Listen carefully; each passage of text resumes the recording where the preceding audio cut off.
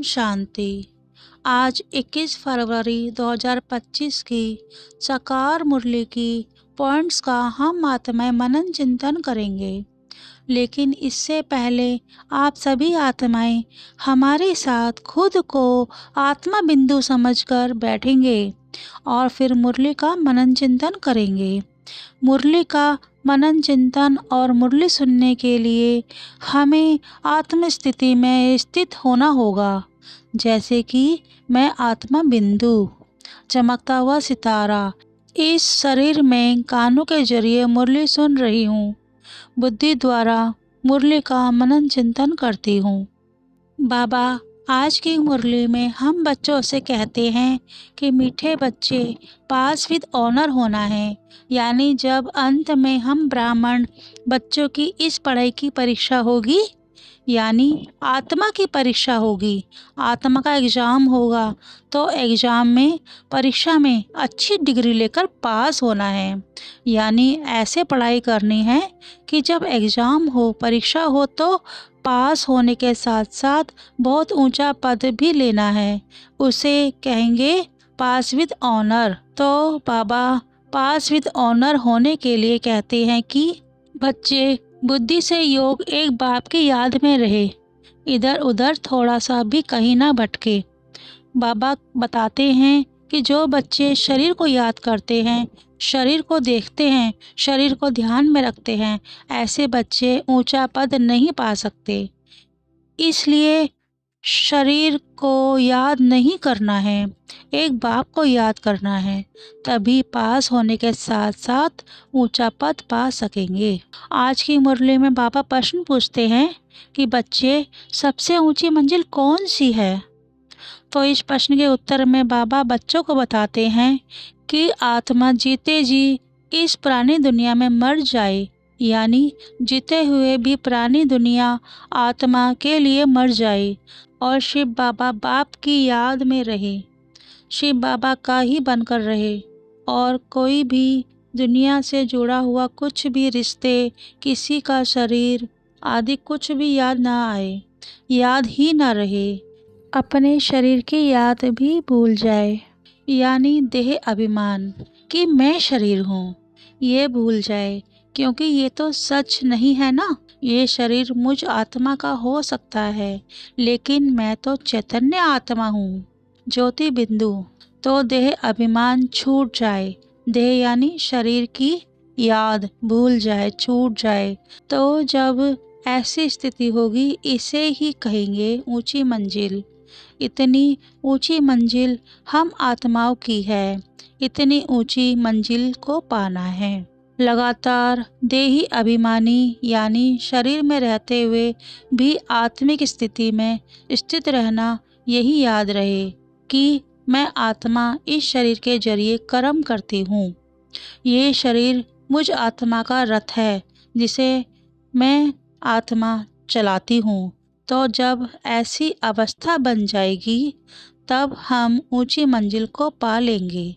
इस अवस्था में स्थित रहना और ये अवस्था नेचुरल हो जाए, इतनी बड़ी मंजिल हम आत्माओं की है, जिसे हमें पाना है। बाबा कहते हैं जब ऐसी अवस्था हमारी नेचुरल होगी, तो इसी अवस्था से कर्मातीत अवस्था को प्राप्त करेंगे।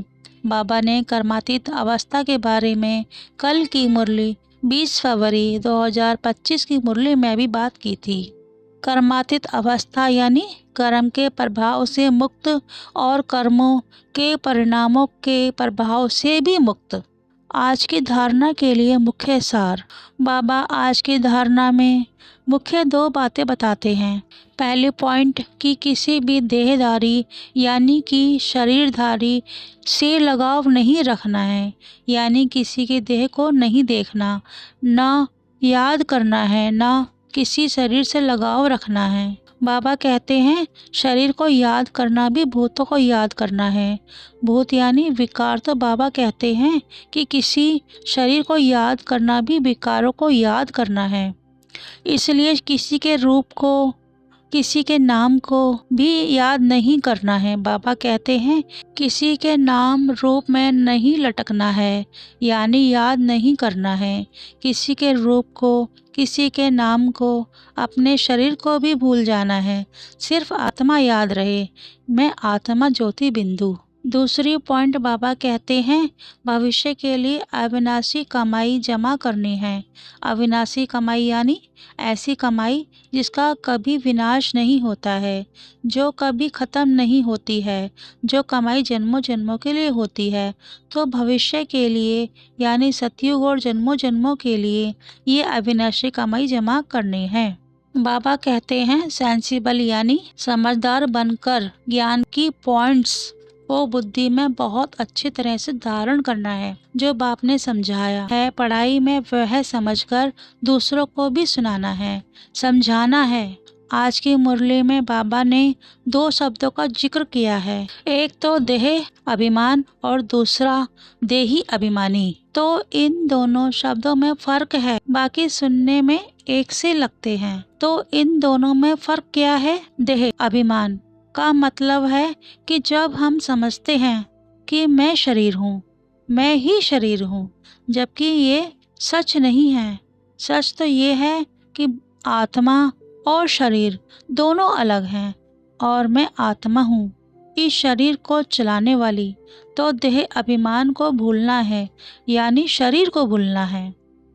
और देही अभिमानी का मतलब है मैं आत्मा इस शरीर के द्वारा कर्म कर रही हूँ, इस शरीर को मैं आत्मा चला रही हूँ। आज का वरदान, कल्प कल्प के विजय की स्मृति के आधार पर माया दुश्मन का आह्वान करने वाले महावीर विजयी भाव। कल्प कल्प यानी जन्मों जन्मों की जीत की याद के आधार पर माया जो कि दुश्मन है, उसको चैलेंज करने वाले, चुनौती देने वाले हम महावीरों की जीत होगी, ऐसा बाबा वरदान देते हैं कि महावीर विजयी भव। बाबा कहते हैं कि जो बच्चे महावीर हैं वो माया के जब पेपर आते हैं, चाहे किसी भी रूप में, चाहे क्रोध के रूप में, काम विकार के रूप में, मोह के रूप में, लोभ यानी लालच के रूप में, अहंकार यानी अभिमान घमंड के रूप में, तो भी हम महावीर बच्चे घबराते नहीं, क्योंकि त्रिकालदर्शी यानी जो 84 जन्मों के चक्र को जानते हैं, आदि मध्य अंत को जानते हैं। आदि यानी सतयुग, जब सृष्टि की एक सुखी शुरुआत हुई थी, और मध्य यानी बीच का युग यानी द्वापर युग, और अंत यानी कलयुग। तो इन तीनों को जानने वाले जो बच्चे हैं वो त्रिकालदर्शी हैं। त्रिकाल यानी जो तीनों काल को जानते हैं, जिन्होंने तीनों कालों का दर्शन किया हुआ है। तो त्रिकालदर्शी होने के कारण हम कल्प कल्प यानी जन्मों जन्मों के विजयी हैं। जो महावीर बच्चे होंगे वो कभी ऐसे नहीं कहेंगे कि बाबा हमारे पास माया को मत भेजो, हम पर कृपा करो, आशीर्वाद दो, शक्ति दो, क्या करें, कोई रास्ता बताओ, क्योंकि ऐसे कहना भी कमजोरी है।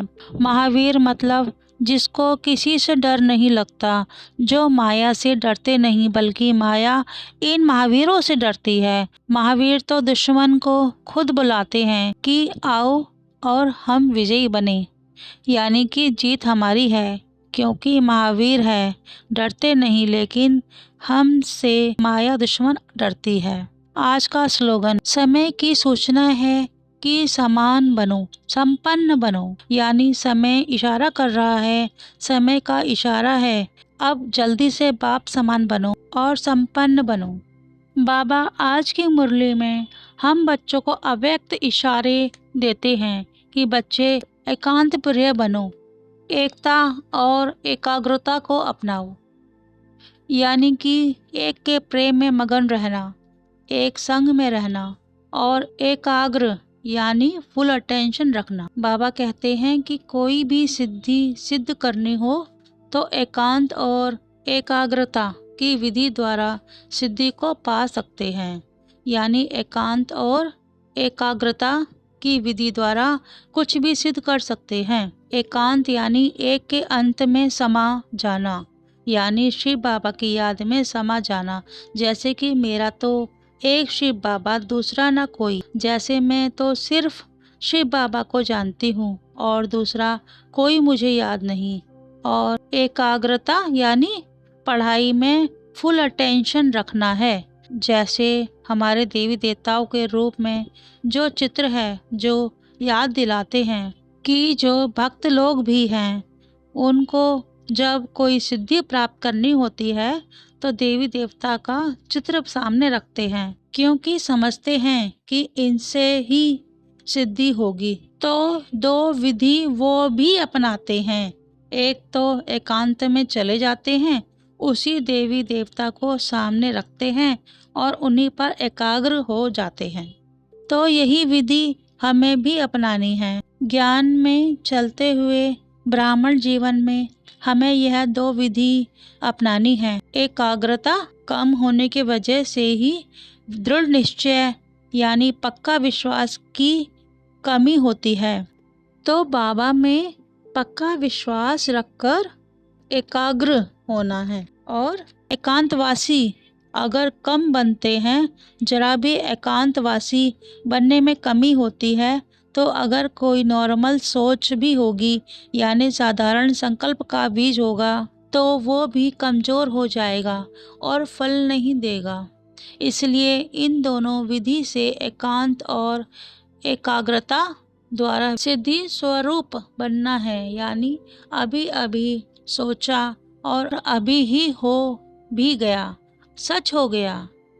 जो सोचा वो सच हो गया, तो इसे कहेंगे सिद्धि स्वरूप। अच्छा, ओम शांति।